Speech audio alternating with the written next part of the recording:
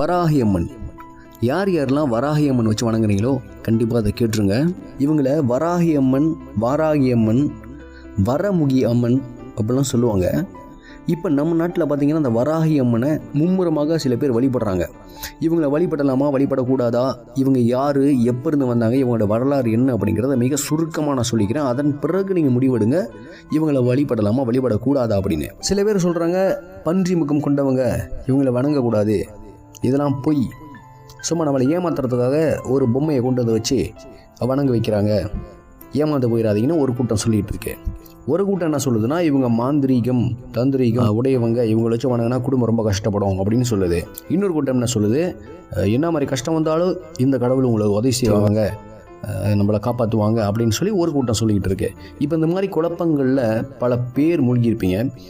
இந்த வீடியோ வந்து உங்களுக்கு ரொம்ப தெளிவு கொடுக்கும்.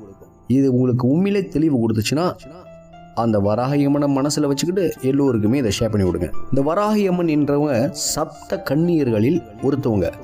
சப்தம்னா 7, சப்த சுரங்கள் கேள்விப்பட்டிருப்பீங்க. சுரங்கள் என்பது 7. அதுபோல சப்த கன்னியர்களில் ஒருத்தவங்க தான் இந்த வராகி அம்மன். இவங்க யாருடைய அவதாரம் அப்படின்னு பார்த்தீங்கன்னா, தேவி ஆதி பராசக்தியுடைய அவதாரம். இவங்க வாழ்ந்த காலகட்டங்கள், இவங்க அவதாரம் எடுத்த காலகட்டங்கள் பார்த்தீங்கன்னா 1 இல்லை 2 இல்லை, சில காலகட்டங்களில் இவங்க அவதாரம் எடுத்து வந்திருக்காங்க. வேதத்திலே இவங்களை பற்றி போட்டிருக்கு. அப்படின்னும் போது இன்று நேற்று கிடையாதுங்க. இவங்க வந்தது இப்போ புதுசாக கிடையாது. இதை பல்லாயிரம் ஆண்டுகளுக்கு முன்னாடியே வேதத்திலேயே இவங்களுடைய பெயரை இடம் பெற்றிருக்கு. 18 புராணங்கள் இருக்கு. அந்த புராணங்களில் மார்க்கண்டேய புராணம்னு ஒன்று இருக்கு. அந்த புராணத்தில் சப்த கன்னியர்களை பற்றியும் நம்மளுடைய வராகி அம்மனை பற்றியும் போட்டிருக்கு. அப்படின்னும் போது இது போய் கிடையாதுங்க. இந்த வராகி அம்மன் என்பவர்கள் போர்க்குணம் கொண்ட கடவுள் அப்படின்னு சொல்கிறாங்க. இந்த போர் குணம் என்பது என்னன்னு தெரியுங்களா, அந்த கெட்டவர்களை அழிப்பவர்களுக்காக தோற்றுவிக்கப்பட்டவர்கள். இவங்க கெட்டவர்களை அழிப்பதற்காக உருவெடுக்கப்பட்டவர்கள். கெட்ட எண்ணங்கள் உடையவர்களை அழிப்பதற்காக அசுரர்களுக்கும் தேவர்களுக்கும் நடக்கக்கூடிய போரில், அந்த போரில் இறந்தவர்களை, அந்த போரில் அடிபட்டவர்களை, அவர்களுடைய ரத்தத்தை குடிப்பவர்களாக இந்த வராகி அம்மன் வர்ணிக்கப்பட்டிருக்காங்க. சரி, இவங்க ரத்தத்தை குடிச்சிருக்காங்களா, அதுக்காக இவங்களுக்கு பலி கொடுக்கலாமா அப்படின்னு கேட்டால் அதுதாங்க உங்களுடைய தவறான நம்பிக்கை. நல்லா கேட்டுங்க, அவங்க ரத்தத்தை குடிச்சது அந்த அசுரனை அழிப்பதற்காகத்தானே தவிர இவங்க எந்த பலியும் கேட்கலங்க. அதுக்காகவே இந்த தெய்வத்துக்கு நீங்கள் போய் பலிலாம் கொடுத்துடாதீங்க. இந்த வராகி அம்மன் ரூபத்தை நீங்கள் வீட்டில் வச்சு வழிபடலாமான்னு பார்த்தா வழிபடலாங்க, தவறே கிடையாது. ஆனால் ஒன்னே ஒன்று தான், அவங்க எதற்காக தோற்றுவிக்கப்பட்டாங்க? தீயதை அழிப்பதற்காக. தீயதை அழிப்பதற்காக தோற்றுவிக்கப்பட்ட கடவுளை நீங்கள் எதற்காக உங்கள் வீட்டில் வைக்கணும் அப்படின்னா, உங்கள் வீட்டில் உள்ள தீயதை அழிக்க இருக்கு. அந்த தீயதுன்னா பேய் பிசாசு கிடையாதுங்க. நமக்குள்ள நம்மளுடைய எண்ணங்களில் உள்ள பேய் பிசாசுகளை, நமக்குள்ள குரோதங்கள், பொறாமை, கெட்ட எண்ணங்கள், இதை எல்லாத்தையும் அழிக்கக்கூடிய ஒரு மிகப்பெரிய கருவியாக நீங்கள் வராகி அம்மனை வணங்கலாம். அப்புறம் உங்களுக்குன்னு சில எதிரிகள் இருப்பாங்க.